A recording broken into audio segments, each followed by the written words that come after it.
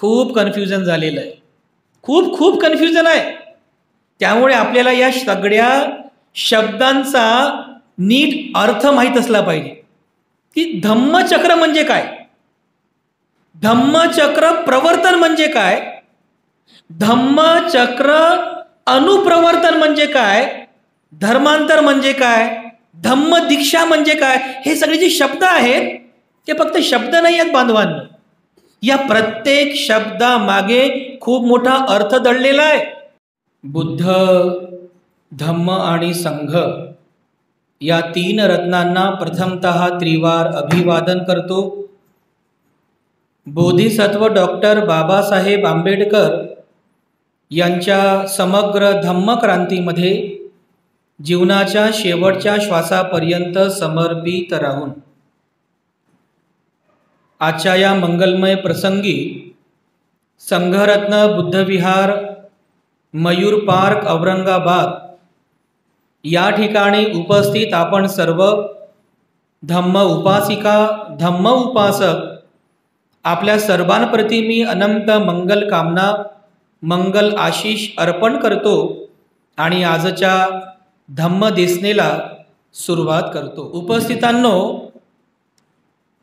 आज 14 ऑक्टोंबर 2023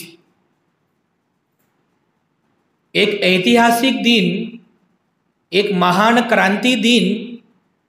या क्रांती दिनाचं, या ऐतिहासिक दिनाचं औचित्य साधून आपण हा प्रबोधनाचा एक कार्यक्रम या ठिकाणी आयोजित केलेला आहे.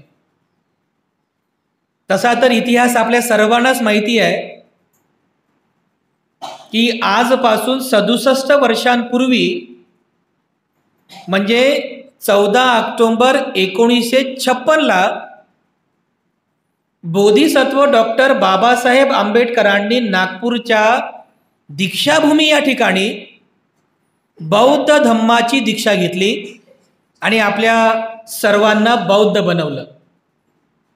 म्हणजे ज्या बौद्ध धम्माचा जन्मस्थान ही भारतभूमी आहे, परंतु कालांतराने जो बौद्ध धम्म नष्ट झाला होता त्या बौद्ध धम्माचं पुनर्जीवन बोधिसत्व डॉक्टर बाबासाहेब आंबेडकरांनी केलेलं आहे. रक्ताचा एकही थेंब न सांडता बाबासाहेब आंबेडकरांनी महान धम्मक्रांती केली आणि म्हणून त्याच धम्मक्रांतीचे आपण सर्व साक्षीदार आहोत.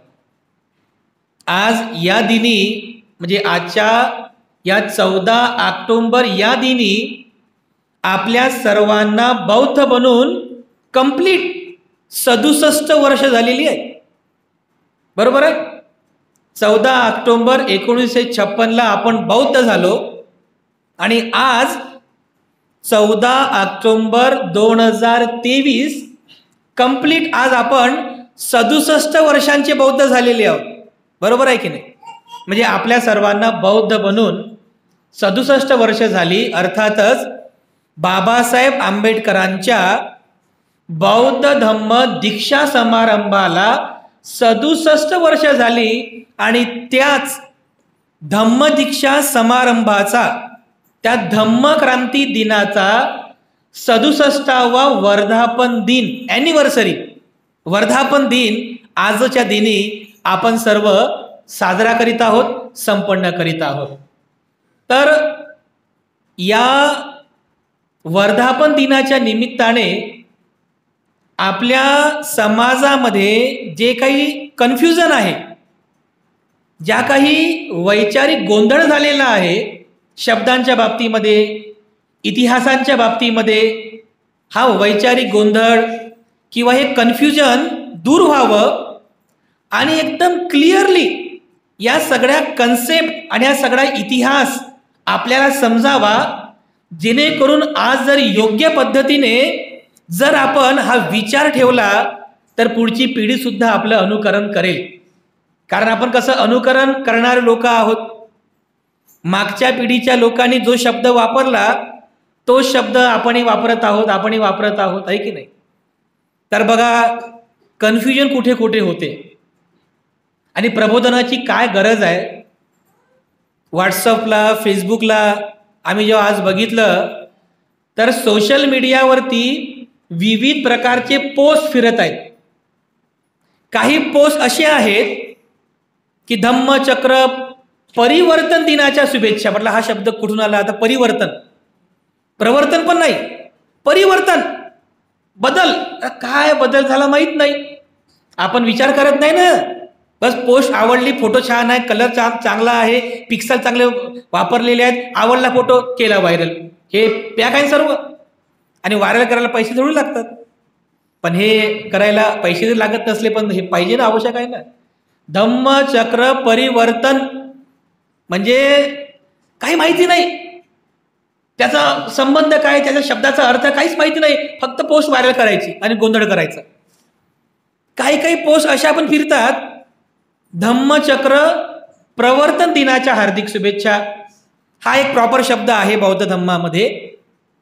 परंतु बाबासाहेब आंबेडकरांनी जो धम्मदीक्षा समारंभ संपन्न केला त्या दिनाला किंवा त्या घटनेला धम्मचक्र प्रवर्तन म्हणतात का, या संदर्भातील पण दुसऱ्या पोस्ट फिरतात. तर काही काही पोस्ट अशा पण आहेत की बाबासाहेब आंबेडकरांनी 14 ऑक्टोबर 1956ला बौद्ध धम्माची ती दीक्षा घेतली, जो धम्मदीक्षा समारंभ झाला, ते धम्मचक्र प्रवर्तन नाही आहे, फक्त धम्मदीक्षा आहे. धम्मक्रांतीचा दिन आहे. धम्मदीक्षा किंवा धम्मक्रांती म्हणूनच आपण तो दिन साजरा करायला पाहिजे, अशा पण काही पोस्ट फिरतात. तर मग बाबासाहेबांच्या बौद्ध धम्म दीक्षेचा 67व्या वर्धापन दिनाच्या हार्दिक शुभेच्छा वगैरे वगैरे अशा पण काही पोस्ट फिरतात. तर एकंदरीत कन्फ्युजन झालेलं आहे. व्हॉट्सअप, फेसबुक आणि इतर काही सोशल मीडियावर फिरत असलेल्या या पोस्टमुळे सामान्य लोक मात्र कन्फ्युजन होतात की नेमकं आहे काय. हे जे शब्द आपण ऐकतो, धम्मचक्र प्रवर्तन, धम्मचक्र अनुप्रवर्तन, अशी पण पोस्ट आहे. अनुप्रवर्तन हा पण शब्द आहे. कारण काही काही लोकांना वाटते, काही लोक म्हणतात धम्मचक्र प्रवर्तन पण नाही, तर मग अनुप्रवर्तन आहे. तर मग विचार नाही, काही नाही, माहिती नाही, शब्दांचा अर्थ, मतितार्थ माहिती नाही, इतिहास माहिती नाही, लगेच पोस्ट व्हायरल करून टाकतात. खूप कन्फ्युजन झालेलं आहे, खूप खूप कन्फ्युजन आहे. त्यामुळे आपल्याला या सगळ्या शब्दांचा नीट अर्थ माहीत असला पाहिजे की धम्मचक्र म्हणजे काय, धम्मचक्र प्रवर्तन म्हणजे काय, धम्मचक्र अनुप्रवर्तन म्हणजे काय, धर्मांतर म्हणजे काय, धम्मदीक्षा म्हणजे काय. हे सगळे जे शब्द आहेत ते फक्त शब्द नाही आहेत बांधवांनो. या प्रत्येक शब्दामागे खूप मोठा अर्थ दडलेला आहे, खूप मोठा इतिहास लपलेला आहे. हा इतिहास, हा भावार्थ आपल्याला माहीत असला पाहिजे. खूप लोक असे आहेत, म्हणजे विद्वान लोक सुद्धा कन्फ्युजन निर्माण करतात, विद्वान लोक. पण काही काही लोक मात्र प्रॉपर अभ्यास करून लोकांना प्रॉपर पद्धतीने सांगतात. काही काही लोक असे पण आहेत. त्यामुळे प्रबोधनाची खूप जास्त गरज आहे.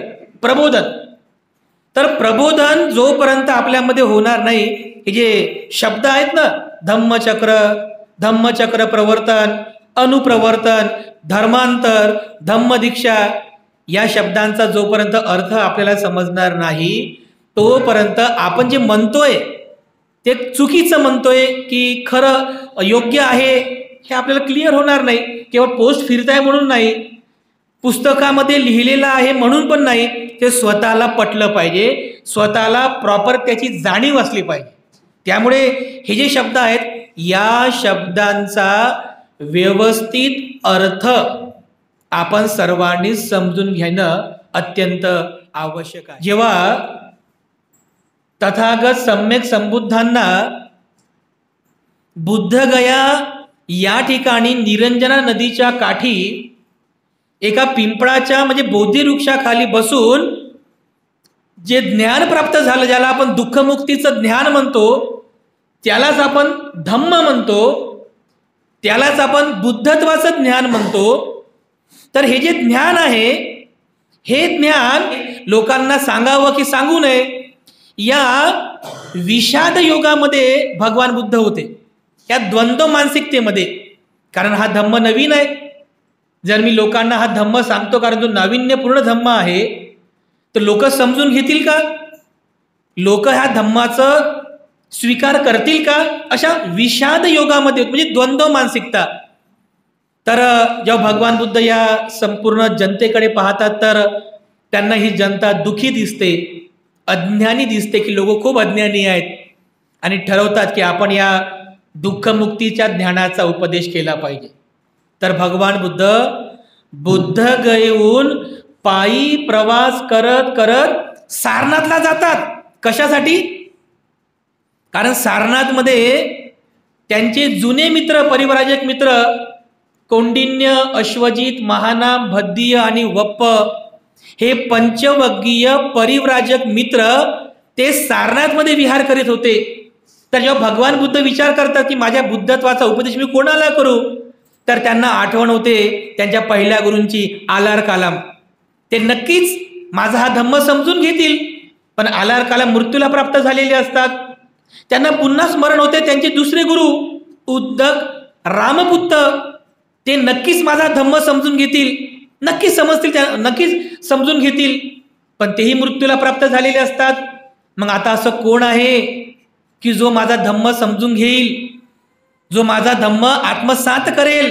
तर त्यांना स्मरण होते त्यांच्या 5 परिव्राजक मित्रांची. तर बघा ती तळमळ बघा, लोकसमुदायाप्रती, लोक कल्याणाविषयी किती तळमळ बुद्धांच्या मनामध्ये. 250 किलोमीटरचं अंतर आहे बुद्ध गया ते सारनाथ. तेव्हा भगवान बुद्ध गया ते सारनाथ पर्यंत पायी प्रवास करतात, आणि पायी प्रवास करून सरते शेवटी आषाढी पौर्णिमेच्या पूर्व संध्येला भगवान बुद्ध त्या सारनाथच्या मृगदाय वनामध्ये येऊन पोहोचतात, ज्या ठिकाणी हे पंचवग्गीय भिक्खू विहार करीत होते. तो इतिहास आपण वाचलेलाच आहे. कारण तो जो काळ होता बुद्ध काळ, त्या बुद्ध काळामध्ये वेगवेगळ्या प्रकारच्या मानसिकता होत्या मानवी जीवनाबद्दल. लोकांना सत्य माहीत नव्हतं, लोकांना मानवी जीवनाचं खरं सत्य माहीत नव्हतं. वेगवेगळ्या चालीरीतीमध्ये, वेगवेगळ्या रूढी परंपरेमध्ये लोक फसलेली होती, लोक दुःखी होती, लोकांना खरा दुःखमुक्तीचा मार्ग माहीत नव्हता. तर भगवान बुद्धांनी अनुकंपा केली.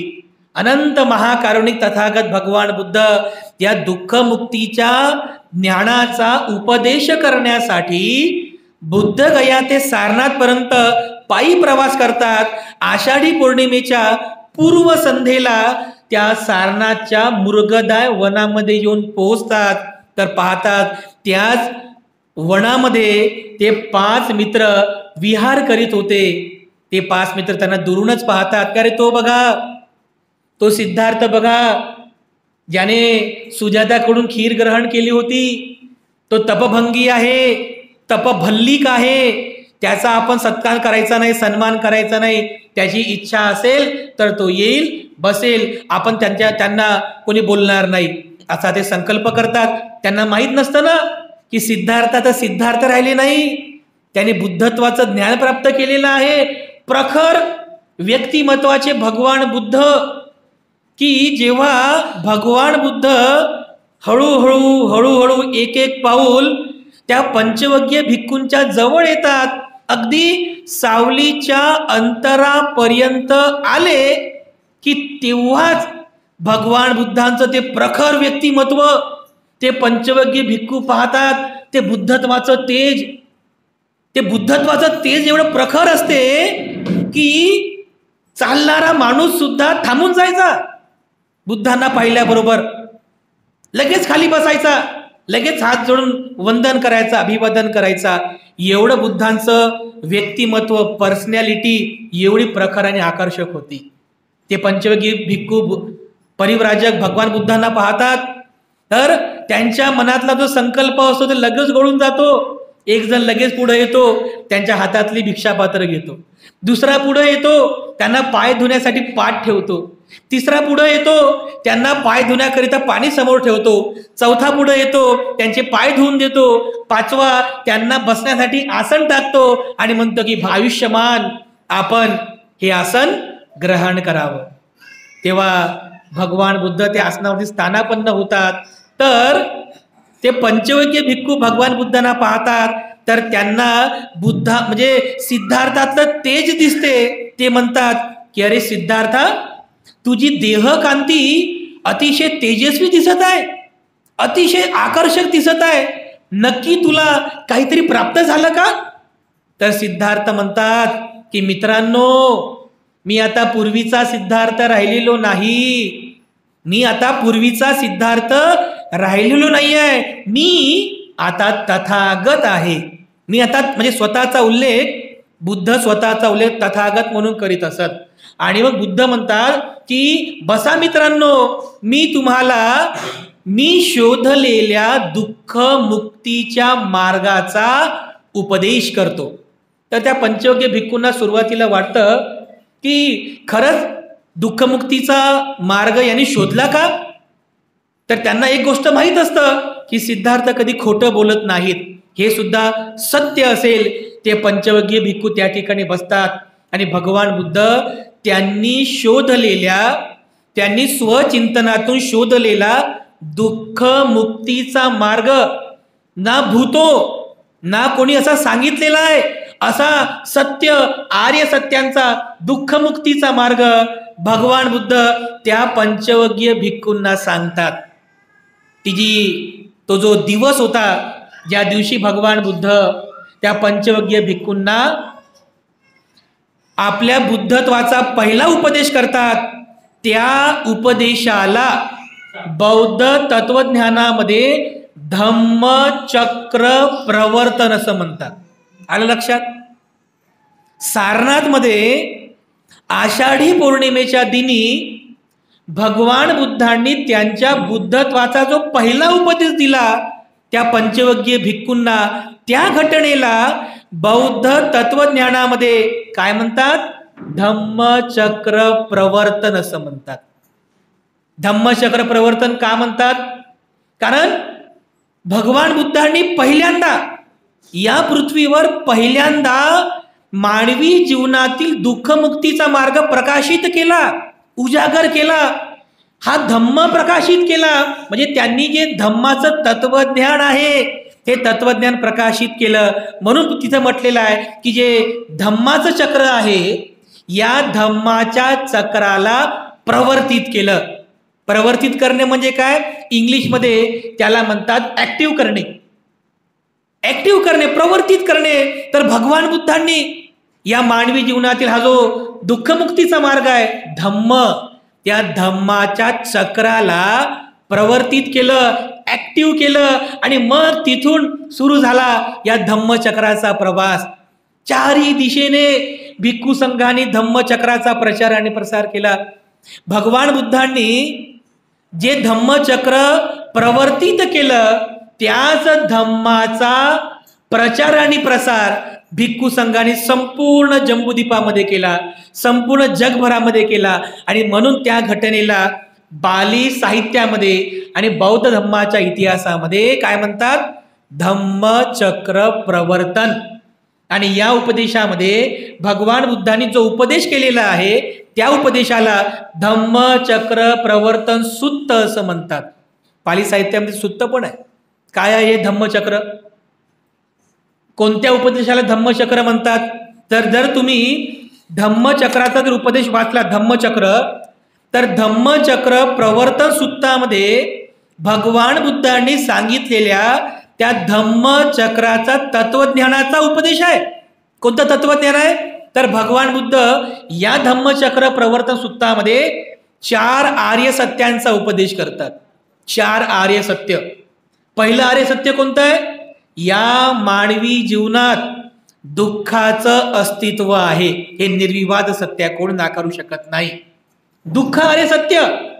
दुसरं, हे जे दुःख आहे या दुःखाला उत्पन्न करणारे कारण आहेत, ज्याला दुःख समुदाय आर्य सत्य म्हणतात. दुःख उत्पन्न करणाऱ्या कारणांचा निरोध करता येतो, ज्याला दुःख निरोध आर्य सत्य असं म्हणतात. आणि दुःख निरोध करण्याचा एक सर्वश्रेष्ठ मार्ग आहे, त्याला दुःख निरोध गामिनी पटीपदा आर्य सत्य म्हणतात. या 4 आर्य सत्यांचा उपदेश भगवान बुद्धांनी या धम्मचक्र प्रवर्तन सूत्रामध्ये केलेला आहे. आणि दुःखमुक्तीचा मार्ग कोणता आहे? आर्य अष्टांगिक मार्ग. सम्मा दिट्ठी, सम्मा संकप्पो, सम्मा वाचा, सम्मा कंबंतो, सम्मा आजीवो, सम्मा वायामो, सम्मा सती, सम्मा समाधी. या आर्य अष्टांगिक मार्गालाच दुःखमुक्तीचा मार्ग म्हणतात. आणि याच उपदेशाला धम्मचक्र प्रवर्तन सूत्र असं म्हणतात. याला म्हणतात धम्मचक्र प्रवर्तन सूत्र. जर तुम्ही त्रिपिटकाचा अभ्यास कराल, बुद्ध तत्वज्ञानाचा अभ्यास कराल, तर बुद्ध तत्वज्ञानामध्ये एक गोष्ट सुस्पष्ट केलेली आहे की केवळ आणि केवळ सम्यक संबुद्धच असतात की जे धम्मचक्र प्रवर्तित करतात. दुसरं कोणी करू शकत नाही. धम्मचक्र प्रवर्तन करण्याचं बल केवळ आणि केवळ सम्यक संबुद्धांमध्ये असते, दुसरं कोणीच करू शकत नाही. एक होऊ शकते की बुद्धाने जे धम्मचक्र प्रवर्तित केलं, जो उपदेश केला, त्या उपदेशाला अगदी बुद्धाप्रमाणेच सांगण्याचं, अगदी बुद्धाप्रमाणेच उपदेश करण्याचं बल एखाद्या अग्रश्रावकामध्ये असते. मग तो अग्रश्रावक अगदी भगवान बुद्ध जसं बोलतात तसंच बोलतात. ते पण अग्रश्रावक बुद्धांचे. भगवान बुद्ध 4 आर्य सत्य जितकं व्यवस्थित पद्धतीने सुस्पष्ट करतात, अगदी त्याचप्रमाणे ते अग्रश्रावक जे असतात ते सुद्धा 4 आर्य सत्य स्पष्ट करू शकतात. तर असे काही अग्रश्रावक असतात. तर भगवान बुद्धांच्या भिक्खू संघामध्ये असेच अग्रश्रावक होते. एकाचं नाव होतं भंते सारिपुत्त आणि भंते महामोग्गलायन. हे 2 असे अग्रश्रावक होते की त्यांच्यामध्ये भगवान बुद्धांनी एवढं बल होतं की ते बुद्धांप्रमाणे बुद्धाच्या धम्मचक्र प्रवर्तनाचा उपदेश करू शकत होते. एवढं बल भंते सारिपुत्तांमध्ये होतं, एवढं बल भंते महामोग्गलायनमध्ये सुद्धा होतं, एवढं बल भिक्खू संघात इतर कोणामध्येही नव्हतं. आनंदामध्ये सुद्धा नव्हतं धम्मचक्र त्या उपदेश करण्याचा. अनिरुद्ध होते, महाकाश्यप होते, अनेक भिक्षू होते, पण केवळ आणि केवळ सारिपुत्त आणि महामोग्गलायन हे केवळ 2च भिक्षू असे होते, हे 2च अग्रश्रावक असे होते की ते भगवान बुद्धांप्रमाणेच धम्मचक्राचा उपदेश करत होते. धम्मचक्राचा उपदेश. आणि म्हणून ज्या वेळेस एक अग्रश्रावक भगवान बुद्धांनी सांगितलेल्या धम्मचक्राचं तत्वज्ञान ॲज इट इज अगदी त्या सुरातालामध्ये, त्याच लयीमध्ये जेव्हा उपदेश करतात, तर त्या उपदेशाला म्हणतात धम्मचक्र अनुप्रवर्तन. समजलं? अनुप्रवर्तन म्हणजे काय? धम्मचक्र प्रवर्तन केवळ सम्यक संबुद्धच करतात, दुसरं कोणीच करू शकत नाही. अग्रश्रावक सुद्धा करू शकत नाही. पण अग्रश्रावक बुद्धाने उपदेशिलेल्या धम्मचक्र प्रवर्तनाचा तसा सेम ॲज इट इज उपदेश लोकांना करतात, तर त्यावेळेस त्या घटनेला धम्मचक्र अनुप्रवर्तन असं म्हणतात. आलं लक्षात? अनुप्रवर्तन म्हणजे काय आणि प्रवर्तन म्हणजे काय? म्हणजे भगवान बुद्धांनी धम्माचं चक्र प्रवर्तित केलं, ऍक्टिव्ह केलं. समजलं? प्रवर्तित करणे म्हणजे काय? ऍक्टिव्ह केलं. आणि त्यांच्या अग्र महाश्रावकांनी हे धम्मचक्र प्रसारित केलं लोकांपर्यंत. हे तत्वज्ञान प्रसारित केलं. बघा, जेव्हा अनाथपिंडक मृत्यूशय्येवरती होता, तेव्हा भगवान बुद्ध सारिपुत्ताला अनाथपिंडकाकडे पाठवतात. कारण अनाथपिंडक आता मरणार आहे, मृत्यूशय्येवरती आहे. तर सारिपुत्त जातात, अनाथपिंडकाला पाहतात. तर अनाथपिंडक म्हणतो की भंते, आज मला अतिशय धीर गंभीर असा उपदेश करा, अतिशय धीर गंभीर. तेव्हा भंते सारिपुत्त त्या मृत्यूशय्येवरती असलेल्या, म्हणजे ते आता मरणार आहेत, अनाथ पिंडकाला बुद्धांच्या 4 आर्य सत्यांचा उपदेश करतात. सारीपुत्त बनते बुद्धांच्या 4 आर्य सत्यांचा उपदेश करतात. तो सगळा उपदेश ऐकल्यानंतर अनाथ पिंडक असा हात जोडतात आणि म्हणतात, भंते किती आश्चर्य आहे, भंते किती आश्चर्य आहे. भगवान बुद्धांचा एवढा अतिशय धीर गंभीर उपदेश आतापर्यंत मी कधीच ऐकला नव्हता. आज प्रथमतः हा उपदेश मी ऐकला बनते. खरंच आहे बनते, खूप सत्य आहे बनते, आश्चर्य आहे बनते. म्हणजे अनाथ पिंडक बनतो बघा असं. म्हणजे त्याला त्या तत्वज्ञानाची अनुभूती झाली होती आणि हे अनुप्रवर्तन करण्याचं बल केवळ सारीपुत्त आणि महामोग्गलायन यांच्यामध्ये असते बघा. म्हणून बौद्ध तत्वज्ञानामध्ये प्रवर्तन आणि अनुप्रवर्तन हे दोन्हीही शब्द आपल्याला वाचायला मिळतात. पण जेव्हा बघा भगवान बुद्धांच्या महापरिनिर्वाणानंतर, जेव्हा जवळपास 250 वर्षानंतर सम्राट अशोकाचा काळ होता, सम्राट अशोकाने कलिंगच्या युद्धानंतर बौद्ध धम्माचा स्वीकार केला. तो पण इतिहास आपण सर्वांनी बघितला. तर जर तुम्ही आणखीन जर इतिहास वाचला तर सम्राट अशोक हा अत्यंत बलाढ्य असा राजा होता, चक्रवर्ती राजा होता. आणि याने कलिंगच्या युद्धानंतर बौद्ध धम्माचा स्वीकार केला होता. ज्या दिवशी सम्राट अशोकाने बौद्ध धम्माचा स्वीकार केला होता तो दिवस होता भाद्रपद अमावस्याचा दिवस. आलं लक्षात?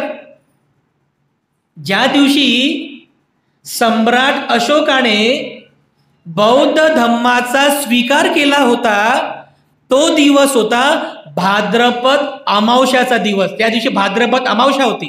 बौद्ध धम्माचा स्वीकार केल्यानंतर त्याने त्याच्या पुढील 10 दिवसांपर्यंत या धम्म दीक्षेचा त्यांनी आनंद उत्सव साजरा केला. भाद्रपद अमावस्येपासून तर पुढील 10 दिवसांपर्यंत त्याने या बौद्ध धम्म दीक्षेचा, धर्मांतराचा अतिशय मोठा असा आनंद साजरा केला 10 दिवसांपर्यंत. आणि 10 दिवसांच्या नंतर मग त्याने आपली धम्मयात्रा सुरू केली होती. मग तो लुंबिनीला गेला, तो सारनाथला गेला, तो बुद्धगयाला गेला, कुशीनगरला गेला. ठिकठिकाणी जाऊन त्याने बुद्ध पदस्पर्शाने पावन झालेल्या त्या धम्मस्थळांचं दर्शन घेतलं. तिथे विहार बांधली, चैत्य बांधली, चैत्यगृह बांधले आणि त्याने प्रत्येक ठिकाणी त्या स्थळांना वंदन केलं, धम्मयात्रा केली. नंतर त्याने बौद्ध धम्माची संगीती संपन्न केली. विविध प्रकारचे दल बनवले. अशा 9 दलांना भारताच्या बाहेर बौद्ध धम्म प्रचार प्रसाराकरिता पाठवलं. तर स्वतः त्यांचा मुलगा महेंद्र याला श्रीलंकेमध्ये पाठवलं धम्माचा प्रचार प्रसार करण्यासाठी. सोन आणि उत्तर हे 2 भिक्षू यांना थायलंड आणि म्यानमारला पाठवलं. महाधर्मरक्षित नावाचे भिक्षू होते, त्यांना महाराष्ट्रामध्ये पाठवलं. असे जवळपास 9 भिक्षूंचे दल बनवले आणि धम्माचा प्रचार प्रसार संपूर्ण भारतवर्षामध्ये केला, भारताच्या बाहेरही केला. एवढं महान धम्म कार्य सम्राट अशोकाने केलं. तर या संदर्भातून एक मुद्दा आपल्याला लक्षात घ्यायचा आहे की ज्या दिवशी सम्राट अशोकाने बौद्ध धम्माचा स्वीकार केला होता तो दिवस होता भाद्रपद अमावस्याचा दिवस. आणि 10 दिवसांपर्यंत त्याने तो विजय उत्सव साजरा केला. म्हणून 10व्या दिवशी जेव्हा त्याने समारोपीय कार्यक्रम घेतला या विजय उत्सवाचा, तर त्या दिनाला विजयादशमी असं म्हणण्यात आलं. विजयादशमी म्हणजे विजयाचे 10 दिवस त्याने विजय प्राप्त केला होता. कशावर? आपल्या रागावर. आपल्या रागावर विजय प्राप्त केला. आपल्या त्या अकुशल तत्वावरती विजय प्राप्त केला आणि शांतीचा, समतेचा मार्ग त्याने स्वीकार केला. बौद्ध धम्माचा मार्ग स्वीकार केला आणि 10 दिवस त्याने आनंद उत्सव साजरा केला. तर या 10 दिवसाच्या समारोपीय कार्यक्रमाच्या दिवशी त्याने भिक्षू संघाला दान पुण्य केलं, भिक्षू संघाची सेवा केली आणि त्यानंतर मग जो तो निघाला धम्माचा प्रचार आणि प्रसार केला. संपूर्ण जीवन बौद्ध धम्माच्या प्रचार आणि प्रसाराकरिता व्यतीत केलं. तो जो दिवस होता म्हणजे भाद्रपद अमावस्याच्या नंतर येणारा जो 10वा दिवस आहे, त्या 10व्या दिवशी विजयादशमी साजरी करण्यात आली. ज्याला फक्त विजयादशमी म्हणत नाहीत, काय म्हणतात? अशोका विजयादशमी म्हणतात. अशोका विजयादशमी का म्हणतात? कारण तो सण हा सम्राट अशोकाच्या संबंधित आहे. सम्राट अशोकाच्या संबंधित तो सण आहे, म्हणून त्याला अशोका विजयादशमी म्हणतात. तुम्ही कोणतं पण कॅलेंडर घ्या, कॅलेंडर कोणत्या वर्षी, ह्या वर्षीच कॅलेंडर घ्या तुम्ही आणि बघा भाद्रपद अमावस्या कधी येते. कधी आहे भाद्रपद अमावस्या? 16 तारखेला काहीतरी वाटतं ना, 15. आज आहे का? आजच आहे का? भाद्रपद अमावस्या आज आहे ना. आजपासून 10 दिवस पकडा बरं, किती होतात? बरोबर आहे ना. 24 तारखेला उद्याचा पहिला दिवस, त्याच्यानंतरचे 9 दिवस पकडा पुन्हा, बरोबर 10वा दिवस येतो. आणि 10व्या दिवशी बघा भारतामध्ये किती विटंबना झाली. या विजयादशमीला दुसरंच रूप देण्यात आलं आणि त्याची विटंबना केली त्या विजय उत्सवाची. आणि आपल्या लोकांमध्ये या विटंबनेचा प्रकार भरवला गेला, तर लोक हे इतिहास विसरले. हा अशोका विजयादशमीचा इतिहास लोक विसरले. पण बघा, जरी धम्मक्रांती झाली असेल, काही पुस्तकांमध्ये असं पण दिलेलं आहे की अशोकाच्या नंतर 10 राजे होऊन गेले, त्याच्या पिढीतले 10 राजे झाले, तर शेवटचा जो 10वा राजा होता त्याचं नाव बृहद्दत्त होतं. त्या बृहद्दत्ताची कपटाने हत्या केली तो पुष्यमित्र शृंग, आणि तो मग राजा झाला. तो वैदिक धर्माचा होता आणि तेव्हापासून बौद्ध धर्माच्या नाशाला सुरुवात झाली, प्रतिक्रांतीला सुरुवात झाली.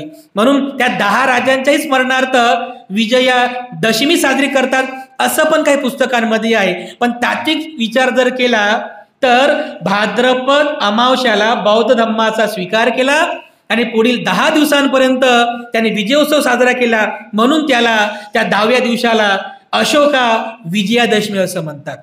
पण इतिहास लोक विसरले, कारण या भारतामध्ये अशी प्रतिक्रांती झाली. त्या प्रतिक्रांतीमध्ये लोक बुद्धाला विसरू लागले, लोक संघाला विसरू लागले. कारण पुष्यमित्र शुंगानी असा आदेशच काढला की विहार तोडा, चैत्य तोडा, भिक्षूंच्या कत्तली करा. त्याने तर आदेश काढला की जो कोणी एका भिक्षूचं मुंडकं छाटून आणेल त्याला 100 कारशापण देण्यात येईल. लूट सुरू झाली होती कारशापणाची, भिक्षूच्या कत्तली झाल्या. जे काही भिक्षू होते स्वतःचा प्राण वाचवून ते भारताच्या बाहेर निघून गेले. भारताच्या बाहेर जाऊन त्याने बौद्ध धर्म जिवंत ठेवला, परंतु भारतामध्ये मात्र बौद्ध धर्म नष्ट होत गेला. तर बघा, तेव्हापासून जो बौद्ध धर्माच्या नाशाला कारण उत्पन्न झाली, बौद्ध धर्म हळूहळू पूर्णपणे नामशेष झाला. जो काही उरला सुरला बौद्ध धर्म होता, काही प्रांतांमध्ये एक शेवटचा राजा होता, सम्राट हर्षवर्धन. सम्राट हर्षवर्धन नावाचा एक राजा होऊन गेला, जो बौद्ध धर्माच्या महायान संप्रदायाचा होता. त्याने 7व्या शतकामध्ये बौद्ध धर्माची संगीती भरवली होती. त्यावेळेस चीनचा एक प्रवासी हुयांत्सांग आला होता त्याच्या राज्यामध्ये. त्याच्याच अध्यक्षतेखाली सम्राट हर्षवर्धनाने बौद्ध धर्माची एक संगीती भरवली होती आणि त्या संगीतीमध्ये तिथून त्याने पुन्हा बौद्ध धर्माला थोडा म्हणजे प्रकाशित केलं. परंतु तेव्हापासून त्याच्यानंतर एकही राजा असा झाला नाही की ज्याने बौद्ध धर्माला राजश्री देऊन बौद्ध धर्माचा प्रचार केला असेल. तेव्हापासून बघा बौद्ध धर्म हळूहळू म्हणजे सम्राट हर्षवर्धनाच्या नंतर या भारतामध्ये बौद्ध धर्म असा हळूहळू नामशेष होत गेला. सरते शेवटी 1199 मध्ये नालंदाला बख्तियार खिलजी नावाच्या एका मुस्लिम शासकाने आग लावली आणि 1199 मध्ये बौद्ध धर्माचा हा वारसा सुद्धा नष्ट झाला. बौद्ध धर्माचा वारसा नष्ट झाला आणि तेव्हापासून बौद्ध धर्म समूळ नष्ट झाला. या भारतभूमीमधून बौद्ध धर्म नष्ट झाला. 13वं शतक गेलं, 14वं शतक गेलं, 15, 16, 17, 18वं शतक पण गेलं. तर विचार करा, 7व्या शतकापासून तर 18व्या शतकापर्यंत जवळपास 1200 वर्षांपर्यंत या भारतातला बुद्ध धम्म समूळ नष्ट झाला होता. 1200 वर्ष. ज्या भारतात बुद्ध धम्म उत्पन्न झाला, ज्या भारतामध्ये बुद्ध धम्माचा प्रचार प्रसार झाला, भारतातूनच दुसरीकडे धम्माचा प्रचार प्रसार झाला, त्याच भारतामध्ये, त्याच बुद्धभूमीमध्ये बुद्ध नामशेष झाला. लोक बुद्धाला विसरले, संघाला विसरले, सगळं नष्ट झालं. या भारतामध्ये 1200 वर्षानंतर, बघा इतिहास, 1200 वर्षानंतर एक महापुरुष या भारतात जन्मास आला. 14 एप्रिल 1891 मध्ये डॉक्टर बाबासाहेब आंबेडकरांचा जन्म झाला. ज्या महामानवाने आपल्या सर्वांचं जीवन बदलवून टाकलं, आपल्या सर्वांना समता, स्वातंत्र्य, बंधुत्व, न्याय देण्यासाठी, आपल्याला हक्क अधिकार देण्यासाठी संपूर्ण जीवन समर्पित केलं, त्याच बोधिसत्व डॉक्टर बाबासाहेब आंबेडकरांनी हा इतिहास वाचला. कारण बघा, कालचा 13 ऑक्टोबरचा दिवस 1935 नाशिकच्या येवले मुक्कामी बाबासाहेबांनी घोषणा केली होती की मी जर हिंदू धर्मात जरी जन्मास आलो, हे माझ्या हातात नव्हतं, पण हिंदू म्हणून मरणार नाही. हा बाबासाहेबांचा निर्धार होता. बाबासाहेबांची भीमगर्जना घोषणा होती. आणि तेव्हापासून बाबासाहेबांनी धर्माचा अभ्यास करायला सुरुवात केली. सगळ्या धर्मांचा अभ्यास केला. आणि सगळ्या धर्मांचा अभ्यास केल्यानंतर सरते शेवटी बाबासाहेब भगवान बुद्धांचाही अभ्यास करतात. बुद्ध इतिहासाचा अभ्यास करतात. जेव्हा भगवान बुद्धांचा म्हणजे बौद्ध धम्माचा इतिहास बाबासाहेब वाचतात, तर इतिहासामधल्या ह्या गोष्टी बाबासाहेब उजागर करतात.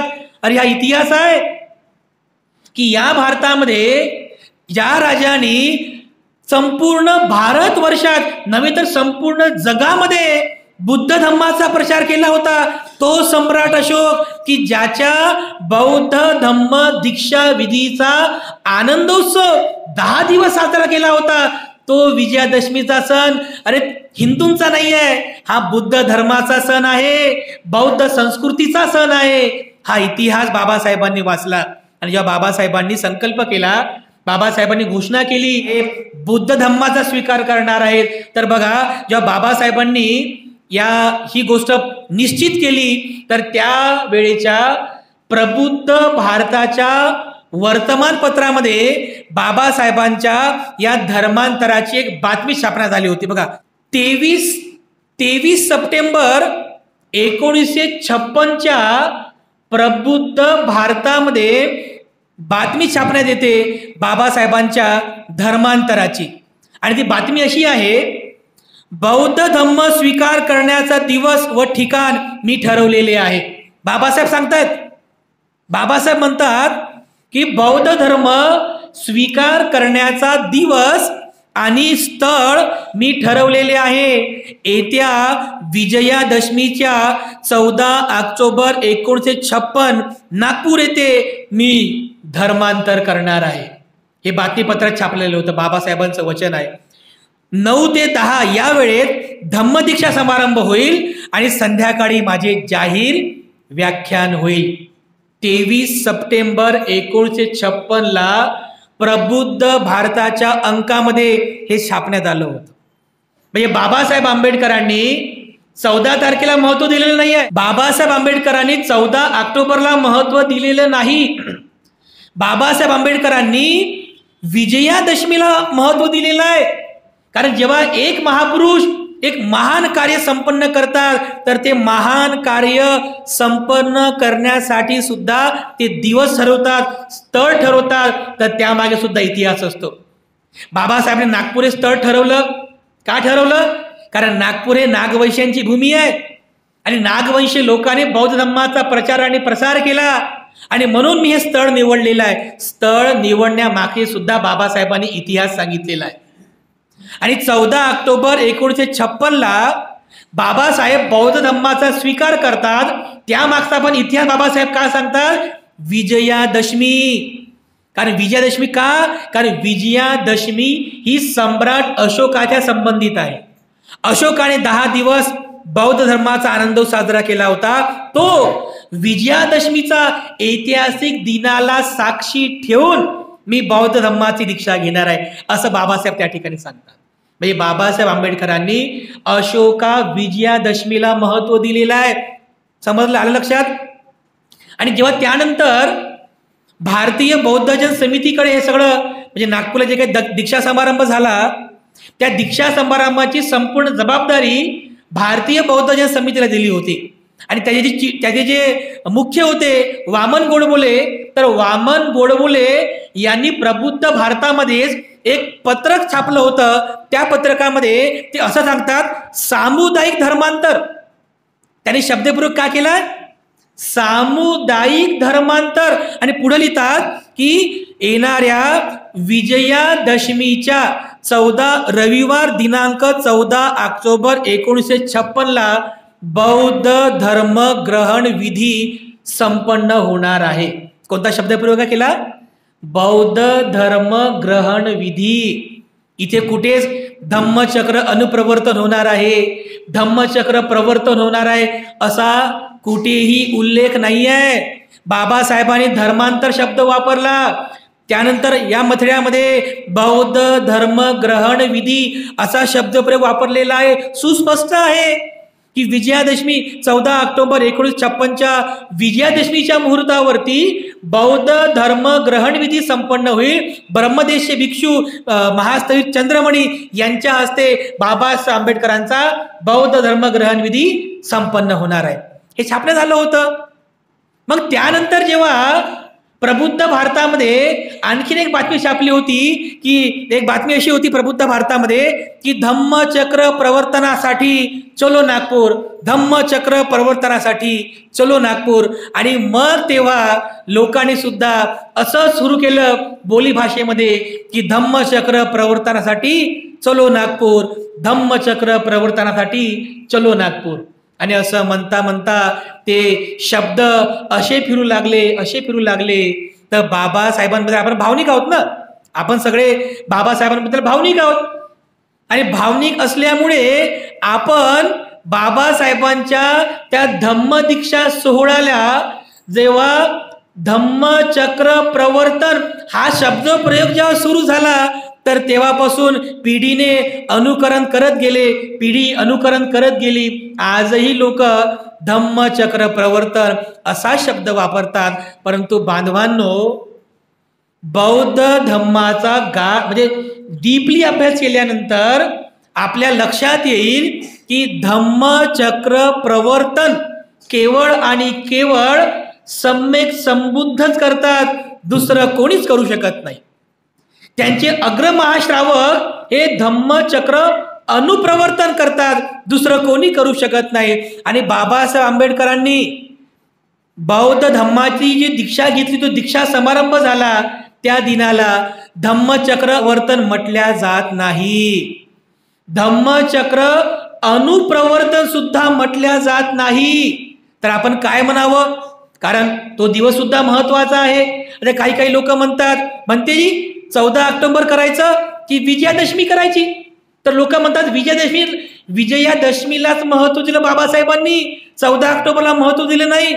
पण आमचं म्हणणं असं आहे, बाबासाहेबांनी विजयादशमीला महत्व दिलं, बरोबर आहे, हा इतिहास आहे. परंतु बाबासाहेबांच्या त्या महान धम्मक्रांतीमुळे या भारतामध्ये 14 ऑक्टोबर तारीख जगप्रसिद्ध झाली, अजरामर झाली. त्याचं काय? ही 14 ऑक्टोबर तारीख अजरामर झाली ना. मग जर आपण या 14 ऑक्टोबरला असंच विसरत गेलो, जसं आता आपण पाहतो, पुढची पिढी काय म्हणेल? पुढची पिढी विसरून जाईल. जर पुढच्या पिढीला तुम्ही विचारणार ना की सांग रे बाबा 14 ऑक्टोबर 1956ला काय झालं होतं, ते म्हणतील की आम्हाला माहित नाही. असंच आहे ना. तुम्ही फिरा विहारामध्ये, आज सगळीकडे जाऊन फिरा, सगळीकडे शांत आहे, काहीच नाही. म्हणजे लोकांना असं वाटते की 14 ऑक्टोबरला काही झालंच नाही. अरे बाबा, 14 ऑक्टोबर 1956चा हा महान क्रांती दिवस आहे, तो आपण कसा विसरू शकतो? हा दिवस आपण साजरा केला पाहिजे. मग जर 14 ऑक्टोबर जेव्हा 14 ऑक्टोबर असेल, तो दिवस आपण बाबासाहेबांचा धम्मदीक्षा दिन म्हणून आपण साजरा केला पाहिजे. कारण या दिवशी बाबासाहेब या तारखेला बाबासाहेब धम्मदीक्षा घेतली होती. तो दिवस ऐतिहासिक धम्म क्रांती दिन म्हणून आपण साजरा करायला पाहिजे. 14 ऑक्टोबर सुद्धा महत्वाचा आहे, कारण सुवर्ण अक्षरांमध्ये लिहिलेली तारीख आहे ही. आणि यानंतर जो अशोका विजयादशमीचा सण येईल तो दिवस सुद्धा आपण अशोका विजयादशमी म्हणूनच साजरा करायला पाहिजे. लोक त्यालाही कधी धम्मचक्र प्रवर्तन म्हणतात, कधी धम्मचक्र अनुप्रवर्तन म्हणतात. पण बांधवांनो, धम्मचक्र केवळ बुद्धांनी केलं, त्याच्यानंतर कोणीच करू शकत नाही. धम्मचक्र अनुप्रवर्तन अग्रमहाशावक करतात. म्हणून हे सर्व शाब्दिक अर्थ, भावार्थ, तत्वज्ञान व्यवस्थित समजून घ्या. 14 ऑक्टोबर सुद्धा आपण साजरा करावा धम्मदीक्षा दिन म्हणून किंवा धम्मक्रांती दिन म्हणून साजरा करा. आणि जो अशोका विजयादशमी आहे तर तो दिवस सुद्धा आपण साजरा करा अशोकाच्या स्मरणार्थ. कारण त्याच दिवशी सम्राट अशोकाने 10 दिवस उत्सव साजरा केला होता. तर आता ते तिथीप्रमाणे येते, त्याची कोणती निश्चित तारीख नाही आहे. इतिहासामध्ये केवळ एवढंच लिहिलेलं आहे की भाद्रपद अमावस्याला अशोकाने बौद्ध धम्माचा स्वीकार केला होता. अमावस्या पौर्णिमा जर हे जे येतात ना, अमावस्या पौर्णिमा हे तिथीनुसार येतात. आता तिथी म्हटलं की लोकांना वाटते हे ब्राह्मणवाद आहे म्हणतात. तिथी म्हटलं तर ती तिथी म्हणजे खगोलशास्त्र आहे. तिथी हे पृथ्वी, चंद्र आणि सूर्य यांच्या ग्रह दिशांवरती डिपेंड आहे. पौर्णिमा कधी येईल, अमावस्या कधी येईल, अष्टमी कधी येईल यांच्यावरती डिपेंड आहे. आणि त्यामुळे तिथीनुसार येणारी जी अमावस्या आहे, म्हणून दरवर्षी बुद्ध पौर्णिमा सारख्या तारखेला येत नाही, दरवर्षी विजयादशमी सारख्या तारखेला येत नाही. केवळ तिथीनुसार जी भाद्रपद अमावस्या येते तेव्हापासून पुढचा जो 10वा दिवस आहे त्या 10व्या दिवसाला विजयादशमी म्हणतात. अर्थात कोणाची विजयादशमी आहे? अशोका विजयादशमी असं म्हणतात. तर हे सगळं व्यवस्थित समजून घेतलं पाहिजे आपण. बाबासाहेबांनी जेव्हा धर्मांतर केलं तर बाबासाहेब त्यांच्या भाषणामध्ये सांगतात की आजपासून प्रत्येकाला हा अधिकार आहे की दरेकाला धम्म दीक्षा द्यावी. धर्मांतर तर सगळेच जण करतात. जर मी तुम्हाला म्हणतो की मी धर्मांतर करणार आहे, धर्मांतर करणार म्हणजे प्रॉपर बौद्ध धर्म स्वीकार करणार असं त्याच्यातून अर्थ अभिप्रेत होत नाही. दुसरा पण धर्म स्वीकार करू शकतात. पण बाबासाहेबांनी या धर्मांतराला धम्मदीक्षा हा शब्द वापरलेला आहे. बाबासाहेब धम्मदीक्षा असं म्हणतात. जर मी धम्मदीक्षा घेणार आहे तर लोक समजून जातात कोणता धम्म घेणार आहे? बुद्धाचा धम्म. धर्मांतर हा सार्वजनिक शब्द आहे, पण धम्म दीक्षा हा प्रॉपर शब्द आहे. बौद्ध धम्म दीक्षा घेण्यासाठी धम्म दीक्षा हा शब्द बाबासाहेबांनी वापरलेला आहे. त्यामुळे या सगळ्या शब्दांचा अर्थ खूप चांगल्या प्रकारे आपण समजून घेतला पाहिजे. धम्मचक्र प्रवर्तन म्हणजे काय हे समजून घ्यावं लागेल. अनुप्रवर्तन म्हणजे काय हे सुद्धा व्यवस्थित समजून घ्यावं लागेल. त्यानंतर धम्मदीक्षा म्हणजे काय, अशोका विजयादशमी म्हणजे काय हे सुद्धा खूप चांगल्या प्रकारे समजून घ्यावं लागेल बांधवांनो. म्हणून आजच्या दिनी आपल्याला 14 ऑक्टोबर 2023 आजच्या दिवशी आपण सर्व 67 वर्षांचे बौद्ध झालेले आहोत. बरोबर आहे? म्हणजे आपल्या सर्वांचा आज काय आहे? 67वा वाढदिवस आहे ना, बरोबर आहे की नाही? आज आपल्या म्हणजे 67 वर्षांचे बौद्ध झालेले आहोत आपण. मग सांगा, आजचा आपला वाढदिवस आपण साजरा करणार नाही का? करायला पाहिजे की नाही? नक्कीच करायला पाहिजे. म्हणून आजचा दिवस आपण या ठिकाणी धम्मदीक्षा दिन किंवा धम्मदीक्षेचा 67वा वर्धापन दिन किंवा धम्मक्रांती दिन म्हणून आज आपण या ठिकाणी साजरा करीत आहोत. आणि आजपासून जो 10वा दिवस आहे तो 10वा दिवस म्हणजे कोणता? अशोका विजयादशमीचा दिन. त्याही दिवशी आपण विजयादशमी साजरी करतो, सम्राट अशोकांचं स्मरण करतो आणि आपण संस्कार संपन्न करीत असतो. कारण अशोकाचे महान उपकार आहेत. बघा, अशोकाने निर्माण केलेला अशोक स्तंभ भारताची राजमुद्रा आहे. अशोकाने निर्माण केलेला 24 आऱ्यांचं चक्र भारताच्या तिरंग्यावरती प्रतिष्ठापित आहे. एवढंच काय, तर भारताचा राष्ट्रपती ज्या चेअरवरती बसतो त्या चेअरच्या वरच्या बाजूला सुद्धा धम्मचक्क पवत्तनाय असं लिहिलेलं आहे. तुम्ही गुगलवरती फोटो बघा. राष्ट्रपती भवनात जिथे राष्ट्रपती बसतो त्या चेअरला administrative chair of the India असं म्हणतात. आणि त्या चेअरवरती लिहिलं आहे धम्मचक्क पवत्तनाय. बाबासाहेबांनी करून ठेवलं सर्व. तर बाबासाहेबाला हे अपेक्षित होतं की या चेअरवर बसणारा जो राजा आहे, अध्यक्ष आहे, राष्ट्रपती आहे, त्याला काय करायचं आहे, या भारतामध्ये जे सम्राट अशोकाने केलं होतं ना, संपूर्ण जम्बूद्वीप बौद्धमय केला होता, तर अगदी त्याचप्रमाणे आपल्याला सुद्धा धम्मचक्र गतिमान करायचं आहे. धम्माचं चक्र जे बुद्धानं प्रवर्तित केलं होतं तेच धम्मचक्र आपल्याला या भारतामध्ये प्रचारित आणि प्रसारित करायचं आहे. हे बाबासाहेबांनी सगळं करून ठेवलेलं आहे. म्हणून बांधवांनो, आपल्या सर्वांना बुद्ध तत्वज्ञानाचा गांभीर्याने अभ्यास करणं गरजेचं आहे. सम्राट अशोकाचा इतिहास सुद्धा अभ्यास करणं गरजेचं आहे. बाबासाहेबाच्या धम्म दीक्षेच्या समारंभाचा संपूर्ण इतिहास सुद्धा अभ्यास करणं गरजेचं आहे. आणि सगळा अभ्यास केल्यानंतर जेव्हा सगळ्या गोष्टी क्लिअर होतील, सुस्पष्ट होतील, तेव्हा तुम्हाला धम्मचक्र प्रवर्तन म्हणजे काय, अनुप्रवर्तन म्हणजे काय, धम्मदीक्षा म्हणजे काय आणि अशोका विजयादशमी म्हणजे काय, हे सगळं तुमच्या लक्षात येईल. आणि आपण सगळं क्लिअर होऊ, कोणतं कन्फ्युजन राहणार नाही, कोणते डाऊट्स राहणार नाही, कोणताही वैचारिक गोंधळ आपल्यामध्ये होणार नाही. त्यामुळे आपण सर्वांनी खूप चांगल्या प्रकारे ह्या सगळ्या गोष्टी आपण सर्वांनी समजून घ्यावा आणि या गोष्टींचं अध्ययन करावं. 14 ऑक्टोबर 2023 या दिनी आपल्या सर्वांना धम्मदीक्षेच्या 67व्या वर्धापन दिनाच्या हार्दिक शुभेच्छा अर्पण करतो. आणि आजचं हे प्रबोधन आणि धम्मदेशना या ठिकाणी समाप्त करतो. पुनश्च एकदा आपल्या सर्वांप्रती मंगल कामना अर्पण करून माझी धम्मदेशना या ठिकाणी समाप्त करतो. अभिवादनशीलिस निच्चं वड्ढापचायिनो चतारो धम्मा वढन्ति आयुवन्नो सुखं बलं